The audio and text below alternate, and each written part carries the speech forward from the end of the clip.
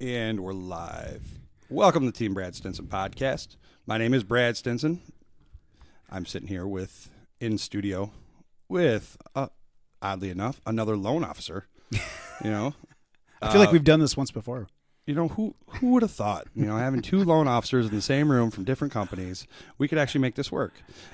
Dan Morales is with me. Dan is with Northpointe Bank. Yep. And out in Holland, Michigan, the beautiful Holland, Michigan, where the tulips bloom all year long. And Dan even wore his wooden shoes today. He clucked in here. How you doing, Dan? Thanks for coming on, buddy. I'm doing good. Thanks for having me, brother. The reason for this podcast or show today is Dan dropped a video the other day, and I love seeing your videos. They're fun. Thank you. About niches, how he's known as the niche king of the lakeshore. No, I just kind of coined that one, but he was saying that he's done a lot of business in niches. Yeah, right. Absolutely. Do you want to elaborate on that a little bit? Yeah, niches are, like in my mindset, we do a lot of like portfolio, loans that they don't fit the box of, really any other category, but they're still a good loan that are worth, it's worth getting done. So can you give me an example of one? Yeah, a portfolio loan might be something where, you have somebody who was, let's say, a W-2 employee, and they decide to start a company, and they've got maybe 9 months worth of history on their own company, but they've got good credit, they've got a good down payment, they've got a track record of being able to show profitability even in a short period of time. That doesn't necessarily fit the box of something that I could sell to, Freddie, Fannie, or, even a lot of private investors. But as a bank, the overall risk is something where, to us, it makes sense. Okay. So, just 1 second. Can you clarify what a portfolio loan is for the non-mortgage people? Yeah. I'm giving you an example. So a portfolio loan, what I think most clients don't understand is most mortgages at some point in time end up getting sold to an investor. Whether it's Freddie Mac, Fannie Mae, Ginnie Mae. Okay, they have a very specific set of rules and guidelines that you have to be able to fit into in order to be able to qualify for one of those loans. A portfolio loan is a loan that's typically held by a bank. So banks have their own money. We go through and say, hey, this loan doesn't fit into a bucket anywhere else, but the overall risk is one that's acceptable to us. So we're going to go ahead and take it anyways, but we're going to hold that paper. So we're not going to sell it to Freddie Mac or Fannie Mae or Ginnie Mae or some other investor. We're going to be the actual source of money behind that deal, and we're going to hold onto that paper ourselves. And it could be summed up by saying this: he who holds the gold makes the rules. Yeah, absolutely. Right? So there's no entity that's going to make somebody give money, right?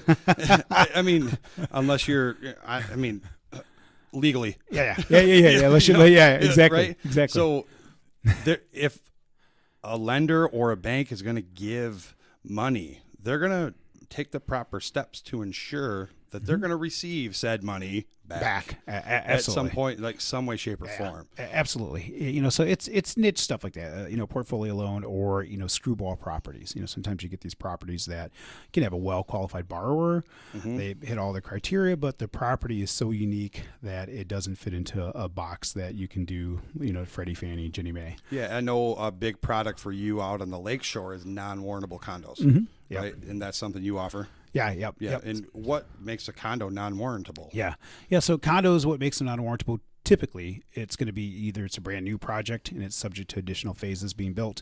It could be, and you see more of this downtown Grand Rapids, where you have a percentage of the units that are commercial space. So, that could be labeled as many different things. It could be one person who bought a condo back in, 2010, and his neighbors have moved, so he's bought in those condos. Yeah. Right? So now he's considered a commercial entity because he owns over 25%. Where it's the percentage that's owned, that can be owned by one person that can throw it off. You can have, you see this a lot on Monroe. There's, you get an old storefront that's converted to condos. There's maybe 4 units. And, the bottom floor is, let's say, an actual store, right? It's commercial. But that bottom floor takes up 40% of the overall condominium space. Well, guess what? It doesn't qualify. So that would be, let's say, an example when it would be non-warrantable. Because Grand Rapids is getting all fancy. Yeah. you can have that. It's usually that, and then the other thing is it's typically a new project that's subject to additional phases that are being built. If it's one where it's just getting started. So if it's phase 1 of 4, something like that. Yeah. And there's different ways to tell that, and we're not going to bore the listeners. No. Today, so you guys really want to hear this technical mortgage jargon, right? Yeah, I mean the non-warrantable stuff. If you reach out to me, I'm sending you right to Dan. So there you go. Yeah. Well, thank you, and we'd be happy to help you. So the reason why I wanted to bring you on is because there's a lot of people that in our industries, here as loan officers, as real estate agents, they call the VA a niche product. Yeah. Well, it's not a freaking niche. I don't think it's a niche, and I think when you look at how many people that are eligible for a VA loan that don't take advantage of that opportunity because they don't maybe understand all of the benefits that come with it. Rule number 1 when dealing with veterans. Yeah. Never assume that a veteran knows their benefits, because we do not. Okay. Yeah. So the reason why I think it's a niche is because the perception is that it's a small class or demographic. It's not a small demographic. Yeah. All right. It's a market. Yeah. All right. So how about we start hashtag it's a market? Yeah. All right. Well, you're right though. It is. And I think there's so many more people that are eligible for this product that don't take advantage of it because oftentimes you're talking to people who don't know the benefits of the product, right? Yeah, and we're going to get into that in just 1 second. But what makes it a market? I mean, let's start with the fact that the U.S. military is the largest employer in the entire world. Yeah, so that's a huge market. So exactly. Oh, all right. So that's massive. Yeah. And not only that, most people serve 4 years and get out. Yeah. I would say probably 80%. 20% stay in for their 20 years, but then they get out. And then guess what? The V in VA stands for veteran. Yeah. They are a veteran now. Absolutely. All right. You can even use a VA home loan on active duty, which we'll get into that in just a second. Yeah. All right. So, but 3.1 million employees worldwide. Yeah. And I don't even know the stats for how many veterans are here. I mean, I have them somewhere. Here in the state of Michigan, it's 700,000. Yeah. Wow. Okay. The purchasing power last year was $182 trillion. Yeah, that's a rather substantial market, right? That's a market. That's a huge market. Versus a non-warrantable condo market niche. Absolutely. I mean, it's apples and potatoes. Yeah. Right. Apples and oranges, right? They're very different, right? Like one is really a niche versus a market, right? Correct. There's a market opportunity, especially with the numbers that you just shared. It's a substantial market. Yes, and where it all stems from is because I believe that people are assuming a veteran knows their benefits. Yeah. Yep. And B, nobody's asking the question, are you or your spouse a veteran? Yeah. I mean, that's a game changer. Yeah. It's a game-changing question right there. Well, it's huge because the benefits to a veteran are significant, especially when somebody's buying for the first time. Yes, correct. The down payment, no monthly mortgage insurance, huge benefits. When it's lower rates. I mean, you just lenient credit underwriting, the list goes on and on and on and on. And they've earned it. Yeah, absolutely. They took the oath. Yeah. I, Brad Stinson, do solemnly swear. Yeah. Right? Yeah, absolutely. And it is your fiduciary responsibility as a real estate agent and as a loan officer to do what's best for your client. Absolutely. If you're dealing with an eligible veteran, that is 99% of the time the best avenue or approach to go. Yeah. Right? It typically would be. Absolutely. But unfortunately, we work in an ego-driven industry. Yeah. Right? If I know, it's people do not like to be wrong, or they do not like to exude they don't know. Yeah. So if a client comes to a loan officer let's go over these stats. How about that? TV Yeah. timeout. We're Yeah. going to put a tack in that. We'll come right back to it. So here in West Michigan, I pulled the most recent transaction numbers. Okay. So here in 2018, it is, well, almost wrapping up this month of December. So it's almost year end. Yep. Okay. So today, year to date, 31,052 total transactions. Yeah. That's total. That includes all loan programs, all Yep. financing types. Yeah. Okay. Of those 31,000, 1,422 were VA. Yeah. Wow. That is a 4.5% market share. Yep. Okay. So, Mr. Dan Morales, Yeah. you have been doing this for 27 years. Yes, sir. You've been kicking ass and taking names since I was a wee little lad. No, I'm Trying. just kidding. Dude, I think 27 years. Yeah, I was like 11 or 12 when you first. It's been a bit. Yeah. Yeah. You're Danny loan officer Yeah, when I wasn't even in high school. Yeah. So I still cut my teeth in the industry, so it's all relative, man. So you have an established base. You have an established business. You know, you've been rocking it out year after year after year. And last year, what were your overall numbers? Like, what was your overall production last year? Yeah, we were dollar-wise, which is really how, in our industry. Or just units. Yeah. How, units. Units, it's funny. I was just looking at that. As far as dollars, it was about 34 million. We should finish this year about 34 million. Units, though, I just had that. It was like 160-ish, I think. 160, okay? Yeah. We'll just go with that, okay? 160 units. If we apply that 4.5% to your numbers, that equals 7.2 VA loans of your 150. So let's give you the benefit of the doubt and say you rocked one out. 8. Yeah. You know? Yeah. So Dan is a killer loan officer. He crushes it. You did 8. I know. Should be doing more, right? I can help Which you we with should. that. Yeah. Which we should be. Yeah.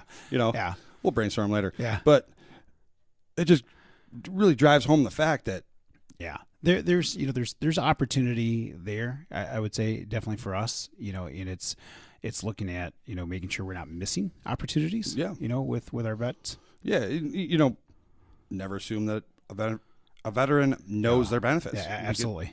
Absolutely. It should be a question that we ask every single one of our clients, and I'm not trying to call you out. And I'm talking to everybody. Yeah. We have to recondition the brain. Yeah.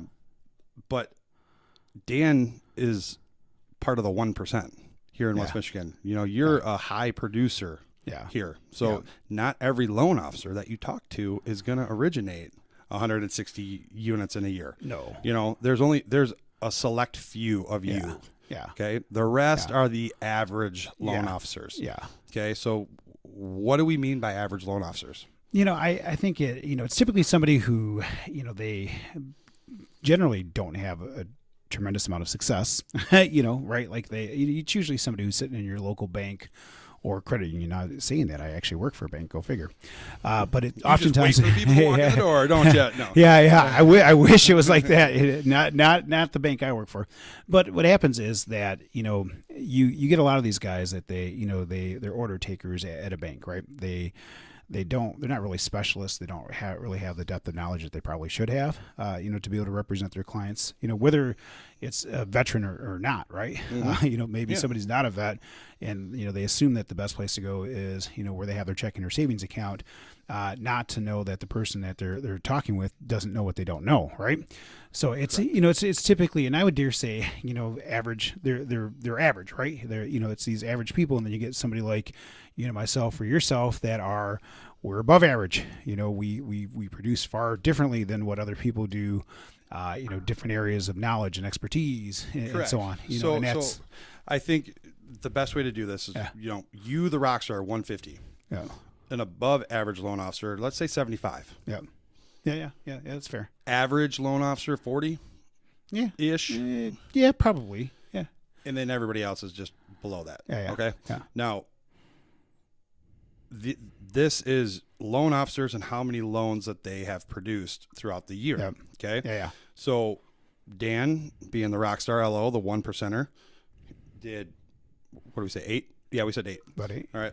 The 75 guy, the above average loan Yeah. officer, 75 units, if we apply the same 4.5%, would be 4 Yeah. Yeah. VA Yeah. transactions. Yeah. You're just run-of-the-mill loan officer at 40 units, 2 were VA. 2. Okay, so let me ask you this. You go to your doctor, okay? Doc says, yo, dude, you're going blind. You need eye surgery. Yeah. Roger that, Doc. How many of these have you done this year? Yeah. And he says, 2. 2. What are you going to do? Yeah. Go ahead. Yeah. Operate on my eyes, Doc. No. Hope it works out. You're going to Yeah. the eye specialist. Yeah. Yep. Right? So that's the whole key right there. You have to Yeah. do your research on your lenders. Yep. Like me, I haven't even reached my 2-year mark. Yep. And I've originated over 20 VA loans this year alone. Yeah. You That's know, awesome. So that's proof is in the pudding. Yeah. You know? I think a lot of it is, that's like you said, don't assume they know their benefits, and they don't. Mm-hmm. And I think, the flip side of that is don't assume your loan officer knows what they're doing. Yeah. Because oftentimes they don't. Yeah.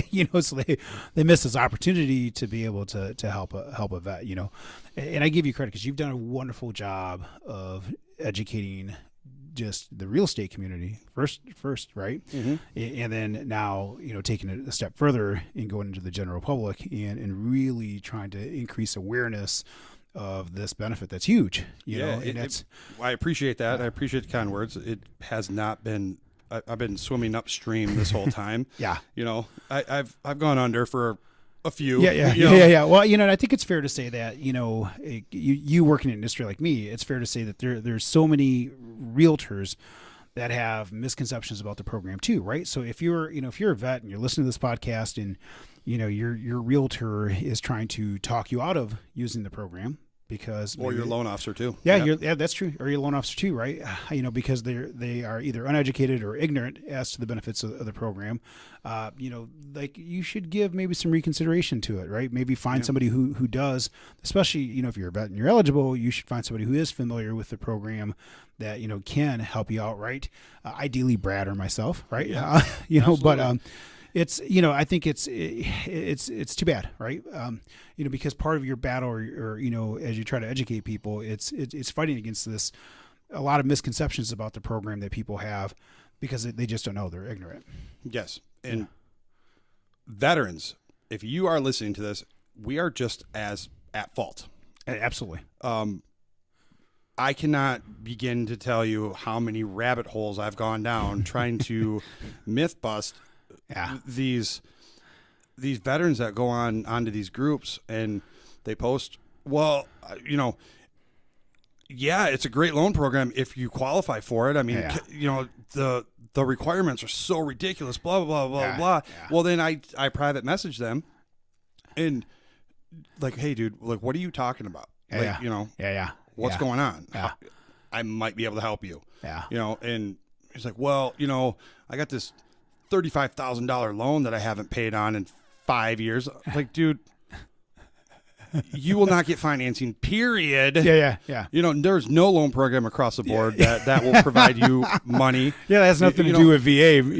That's any program, right? That's just you being a shithead and not paying your damn bills. You have earned your FICO score of 489, dude. Yeah. Like, yeah. Are you kidding me? Well, a lot of it is educating people, right? Yeah. Like, so much of our job is spent trying to educate people on, this process, the mortgage process, whether it's a conventional loan or a VA loan or whatever. It's just educating them on why we do what we do, and how they've done things that have created some of the problems that they have, right? Yeah. And everybody's at fault. Yeah. Every single person in this transaction, that could get their hands on it, they're at fault. We all need to identify the fact that there is a problem. Yeah. And actually humble ourselves enough to fix said problem. Yeah. I think you're taking action on it, right? Yep. You're doing that, by taking, the opportunity to create this podcast and to be active, not only with realtors, but, in the general public, trying to help educate people about the benefits of the program, right? Correct. So, and that, and any resources that are available to veterans, because that's another key component. Yeah. We don't know what we don't know. Yeah. You know? Yeah. Well, you know what? And that's huge though. Cause I look at it and I think to myself, what kind of makes me angry I don't want to jump to a different topic, but it's along the same lines is what makes me angry is when you look at all of these people, these companies that now everybody wants to say they do a VA loan, right? We offer VA loans. You don't know what you're doing, right? Or you get these really big national lenders that we won't say their names, but there's some of them that are out there that they. If you Google VA home loan, they're the ones that pop up in green. Yeah. So it's there's these large national lenders that are probably some of the absolute worst places for vets to go. Probably question mark. Yeah, well, yeah, that's true. They are. Yeah. Absolutely. Yeah. I mean, there are all of these. What Dan's referring to is the ones that are kind of a one-stop shop. Yeah. They're a bank. They're car insurance. They're this, that, the other. Okay. Yep. They do offer some phenomenal products. I'm not trying to downgrade that. Yeah. Right. However, in the mortgage world, yeah, they're ass. Yeah, well, I would say, how many times have you had a deal that started at one of those places? At least 2 a week. Yeah, and then they show up here because the vet got hosed because the person they worked with had no clue what they were doing, and then all of a sudden they're backed against the wall to be able to close a deal, and they're in trouble. I did one, this is probably a couple years ago. I had one that started one of those places. This is pre-tread because you could close a loan in 2-3 days, then. But it was a VA deal. The vet was moving here from out of the area. They had the rug pulled out from underneath them right at the last second. We had, I think, 3 or 4 days to get the deal done. And you did it. We did it. Yeah. Because you're the rock star loan officer. But we knew what we were doing. Yeah. We knew what we were doing, and we got it done. But that stuff happens all the time. Yeah. They thought they were pre-approved, and all of a sudden the rug gets pulled out from underneath them, and then next thing you know, the vet's left there scrambling to figure out what's going on. And because I think what happens is people, they fall victim or prey to this really fancy marketing and stuff like that. But you're not really dealing with somebody who knows what they're doing. You're dealing with, somebody who's in a call center. Yes. And they're not trained like you are. They don't have the expertise or knowledge that you have. They're not in this day in and day out. They don't like you have are. any investment in your home purchase. No. They just take call after call after call after call. Yeah. Right. Just like with any call center, you might get one good one out of every 10 or every 20 or it's probably out of every 100. Whatever the ratio is. Yeah. But if you take that first call with that one good one, try getting that one good one back. Yeah. When you call that 1-800 number, yeah. It's not routed back to that person. Yeah. It's routed to somebody else. So you're playing Russian roulette every freaking time that phone rings. Yep. But because here's the thing I love about you, man, is you are actively engaged with your clients. You are working with them. They're not working with a team of 50 other people. They're working with you, right? Correct. Yeah, I'm sure you have people behind you that help to make sure everything gets done like it needs to, right? But they've got you as their main point of contact. Yep. You're local, but you're also an expert, in this area of financing. This is, where you excel and you do awesome, right? So to me, it's kind of like what you talked about earlier, the doctor, right? I need to have my surgery done on my eyes. Am I going to go to the general practitioner, or am I going to go to the guy who's the expert, who's the expert eye doctor that has done hundreds of these surgeries, knows what they're doing, keeps up to date with the latest, techniques and so on, right? Mm-hmm. That's the person that I want to work with. Not the person that, hey, maybe I'll do one or two, a year because I have no clue of what I'm doing, right? Yeah, exactly. And we can both speak for our marketplace, but here where we're at in Western Michigan, you get a lot of these people that they don't do them. It's not their area of forte, or we do VA loans now, and because their business is slow or whatever, and all of a sudden they want to try to become an expert in VA home loans. And here's the thing, and this is part of the other thing I love about what you do, is that you have a heart to see these people actually succeed, right? Yeah. Because the more there's enough business, first of all, for everybody, but the more vets that you can help serve and get into homes, taking advantage of this product, the better, right? So what good am I doing anybody if I get a call from a loan officer, which I get calls from them all the time too, and say, eat shit. Yeah, I'm not helping you. Yeah. What is that? Yeah. What is that doing? Yeah, but that's your character, though, man. That's your character in your heart, though. Further perpetuating the myth of the VA, financing sucks, and it makes my job harder. Yeah. Well, if you look at it and you figure there's 31,000 transactions, which what a percentage of those should have been VA, what should have been over north of 1,000, right? Easily, right? So realistically, you and I combined couldn't serve all those 1,000 people. If I even if we bid off 45 of the VA transactions, that's still enough. And that's just an example. I mean, I'm going to crush 2019. I'm going to do more than 45. But but that's what's driving me. Yeah, but you couldn't service 1,400 of those people, I couldn't. right? I mean, so that's a fantastic problem. I mean, don't get me wrong. And my personal stance on it is, no one will treat a veteran better than I will. Yeah, absolutely. Hands down. Well, and I believe you, man, because and here's the thing, for the people who are listening, like, I know you, right? I know your heart, I know your passion, the vision you have.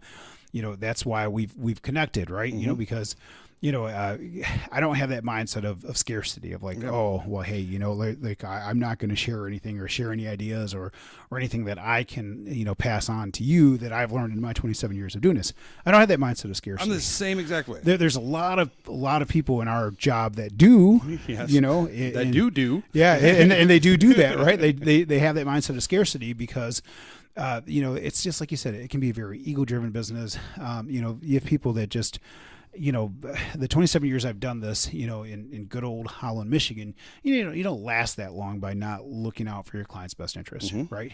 You do what's right for your client first and foremost, and everything else falls in line.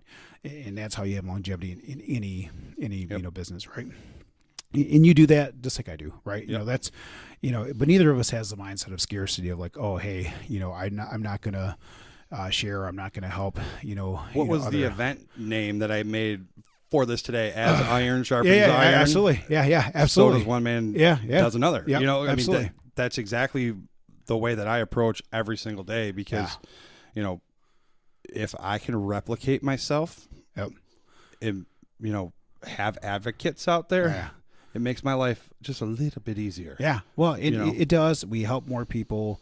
There's more families that are impacted, that positively because they're able to take advantage of the options that are available to them. And you get somebody who knows what you're doing. You don't end up like some of these other, vets who have the rug pulled out from underneath them, I mean, that's just so frustrating. I have one that's about to close 7 days prior to closing. Yeah. Jeez. They were told no because this LO or lending company just doesn't understand income as it pertains to the VA home loan. So I get this just, it was a mix of emotions type phone call from this client, like sobbing, bawling, like, almost to the point where like hyperventilating, like, I can't believe this is happening. We've been under contract for so long and blah, blah, blah, blah. And I'm like, well, how about this? I got my head VA underwriter in your state. Let's call him. We'll three-way this in, and we'll get to the bottom of it. If there's a way that it could be done, we will get to the bottom of it. Right? Yep. Within 5 minutes, we flipped the complete attitude around that call. Because just a couple questions. In different, like a higher level point of view. I don't know, whatever you want to call it. We got right down to the base root because again, we're like the special operations of VA lending. So direct and tactical, right?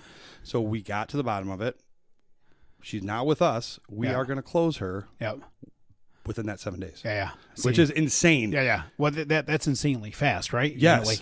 Especially in today's world, right? Because you just can't do things like you used to be able Correct. to do. There's mandatory timelines and restrictions. And, dude, I cannot wait till we close this on Friday. Just like I'm super geeked. I can't wait to tell the world. I'm pumped, but I don't know what I was going to say. Well, no, that's a success story, right? Because I think what happens a lot of times is that we don't do a good enough job tuning our own horn. right? You know, and that's because you're a humble dude, though, right? I don't like to my horn. That's the whole thing, though. You're a humble dude, because I think what happens a lot of times, you know, lenders aren't, right? They like to, you know, look at, you know, what I did, blah blah blah, you know. And for me, it's like, look, you know, I'm grateful to have had the success I've had, but at the same time, like, I recognize that, you know what, like, for me, I'm just a down earth dude, man. I want to do what's right for my clients. That's all that matters to me. Me right? too. It's, you know, how do you find the best way to serve your clients? It's not about me. It's not about numbers or any of that stuff. It's about, you know, and this is one of the things I think lenders forget, right? Is so often, and this is true of realtors too, is they get caught up in this. It's a deal or it's a transaction. No, it's a family. It's a person. It's the house that their kids are going to be raised in. It's their home. And like, you know, home's kind of a big deal, right? Like, you know, like it's a really big deal. So like they forget the purpose of their job. Yeah. You know? And so for me, like, I don't, in the 27 years I've done this, I don't want to lose sight of that. I don't want to lose sight of the fact that this is, you know, a family's home. This is, you know, where people are going to lay roots and their kids are going to grow up. It's very easy to do. Yeah. It's very easy to do, especially when you get overwhelmed. Yeah, it can be. Absolutely. But that's the beauty of teaching classes. Yeah. If you ever go to a class, well, let's back up. In order to be a master of something, teach it. Yeah. Well, that's true. Yeah, that's true. Yeah. Well, you know, I'm glad you said that, man, because I this actually brings me to something else I was thinking about. You know, you and I are both active on social media. We both shoot a fair amount of video. We, you know, and I think our heart is to educate people, to hopefully encourage people, uplift them, and just to add to or people. call them out. Yeah, or but to add to people's lives, right? You know, ultimately, you know, right? I think that I don't think your heart is to be, you know, a ball buster as much as it is to educate people. When the time is right, you bust balls. Yeah, well, there is absolutely there is, but I think your primary mission is to see veterans taken care of, right? First and foremost, right? You know, and I think you're like me. We have low tolerance for bullshit, right? And so what happens is, you know, you see all these people who are quote unquote experts, right? You know, because you shot a video on something and put it on Facebook does not make you an expert, right? Or the twice a year veteran post. Yeah. On the holiday, like the automatic fire downrange one. Yeah, it doesn't make you an expert, right? You know, what makes you an expert is doing it day in and day out. You know, being a student of, you know, the industry in that, you know, you're a huge student of especially VA lending in that, right? Correct. Is really investing your time, you know, treasure and talents in continuing to make sure you're on top of everything you can for the benefit of your veterans.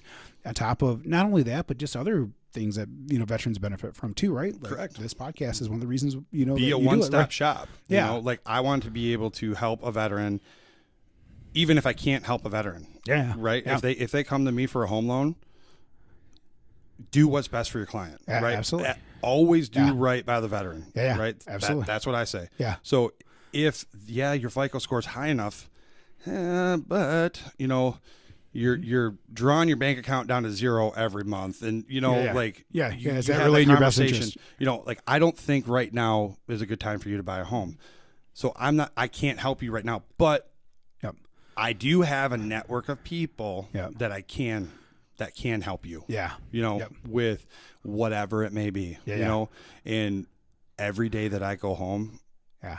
But that's the stuff that I feel rejuvenated. I feel juiced. And what I've started to incorporate now every time I teach is I tell a lot of my transition stories and a lot of like VA home loan nightmare stories, you know, just to make it comical, you know. But when I tell my time and service stories and all that, it really does wonders to my, you know, me personally. You know, like it's so like I am on a freaking high for like 2 weeks, you know, like it just, I love it. Right. So I had to get comfortable with that, but the masters teach. You have to continuously grow and educate and just move forward, be a trailblazer, be a pioneer, however you want to word it. But part of that, I tell them my why. Like, why do I do what I do? Because I mean, I think that's it's important. I mean, that's like probably one of the most important things that you have to do. In order for you to not sound like a salesman or, you know, come out like you're just full of shit. Well, you know? don't you feel? I feel like this is true in life. That I feel that ultimately people dislike disingenuous, right? And I do believe that eventually people can sense whether you're genuine or not, right? Eventually, but a home loan transaction, yeah, that takes 30 days. Yeah.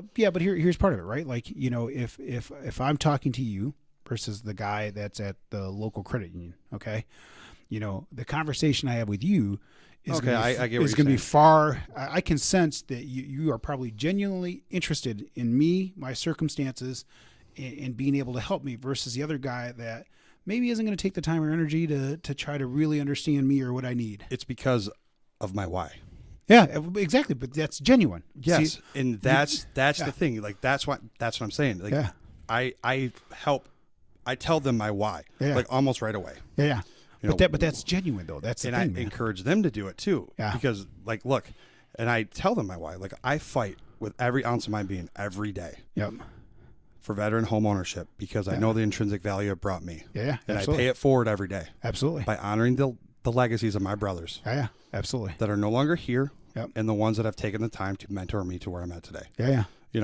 Like Yeah. I almost say that in the morning, like a, Yeah. like a good morning. Here's your alarm clock. Yeah, you know? but you know what though? But that's because it's in your heart, man. Right? Mhm. It's genuine. It's real.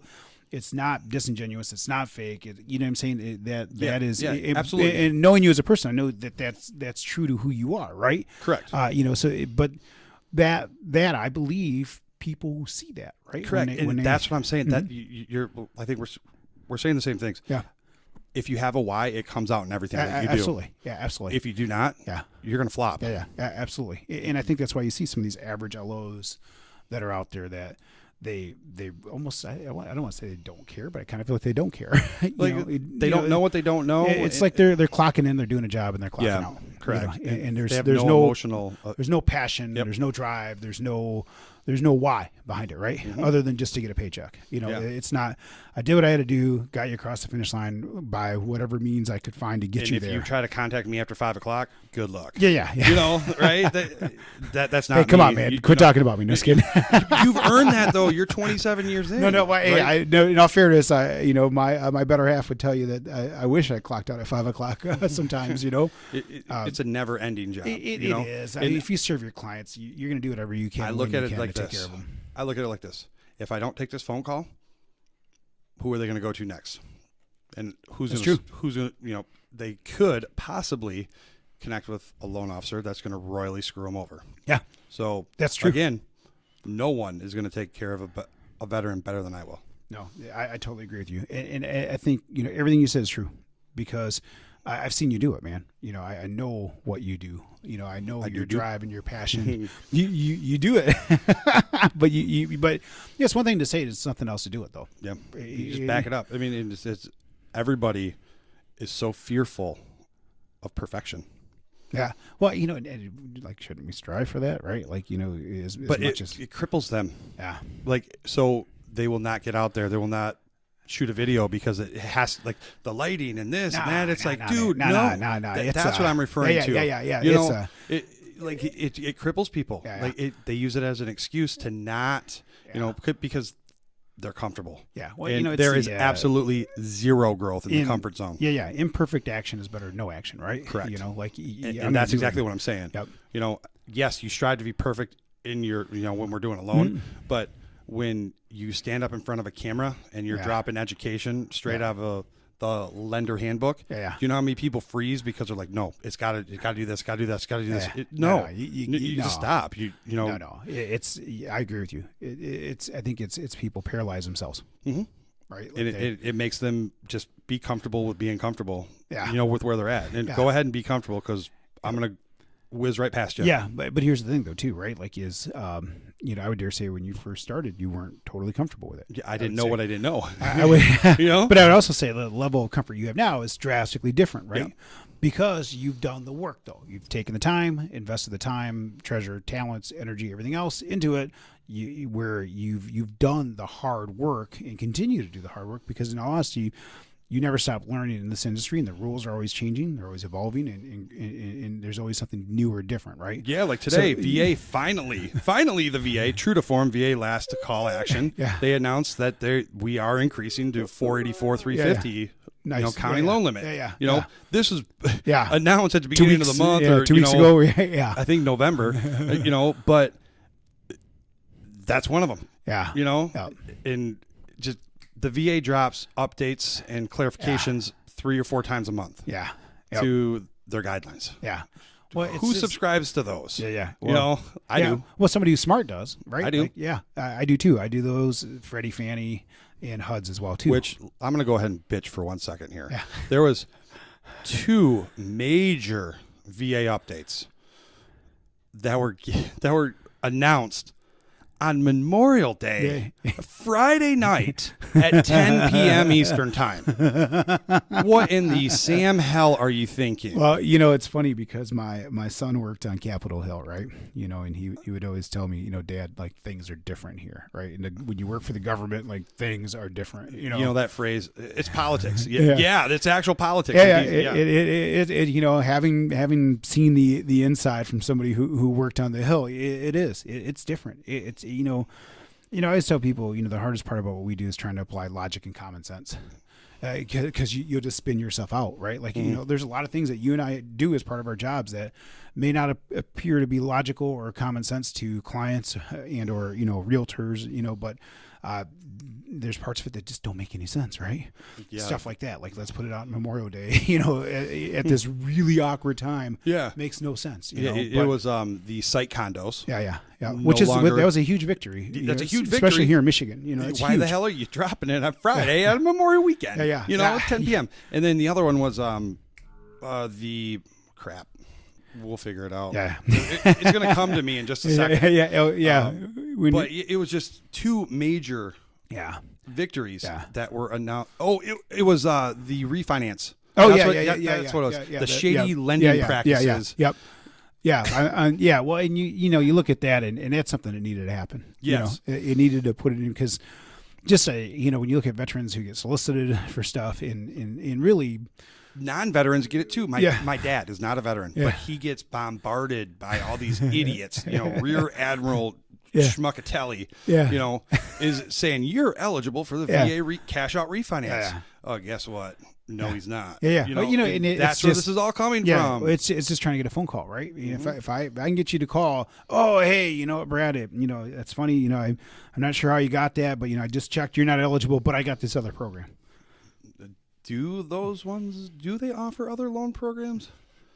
Some of those. Oh, heck yeah! It's lead generation, man. At the end of the day, it's like, hey, I'll send you this. Yeah. If I get you to call in, and it's like, I'll try to flip you into whatever I can sell you to make. If they don't offer VA, I think they push you into a conventional route, and conventional gets dirty. It gets real. A conventional or an FHA loan where they can gouge you. Yeah, and these guys still gouge you as on a VA loan. VA loan too. Yeah, absolutely.